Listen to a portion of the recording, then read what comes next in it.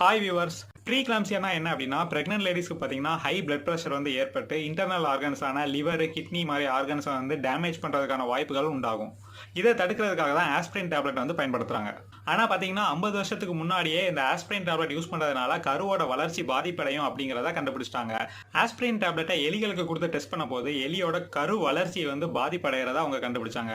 இப்போ ரீசெண்டாக நடந்த ரிசர்ச்சில் ஆஸ்பிரின் உள்ளிட்ட ஸ்டெராய்டு அல்லாத நான் இன்ஃபர்மேட்டிவ் ட்ரக்ஸ்னு அழைக்கப்படக்கூடிய NSAIDs அப்படின்னு சொல்லுவாங்க. அந்த NSAIDஸை கருவுற்ற முதல் 3 மாசத்துக்கு யூஸ் பண்ணவே கூடாதுன்னு சொல்றாங்க. அது போக அமெரிக்காவோட ஃபுட் அண்ட் ட்ரக் அட்மினிஸ்ட்ரேஷன் FDAன்னு சொல்லுவாங்க. அந்த FDA என்ன சொல்லுதுன்னா, கருவுற்றதுக்கு அப்புறம் 20 வாரம் கழிச்சு தான் இந்த ப்ரீக்ளாம்சியா அப்படிங்கிற பிரச்சனை வந்து உருவாகும். அந்த டைம்ல ஆஸ்பிரின் யூஸ் பண்ணும்போது கருவில் இருக்கக்கூடிய குழந்தைக்கு ஹார்ட் மற்றும் கிட்னி ப்ராப்ளம் வந்து உண்டாகும் அப்படின்ட்டு அவங்க சொல்றாங்க. ஸோ ப்ரீக்ளாம்சியாவால் பாதிக்கப்பட்ட பிரெக்னன்ட் லேடிஸ்க்கு மட்டும் ரொம்ப குறைவான டோசேஜ் உள்ள ஆஸ்பிரினை மட்டும் பரிந்துரைக்கணும் அப்படின்ட்டு FDA வந்து சொல்லுது. நன்றி.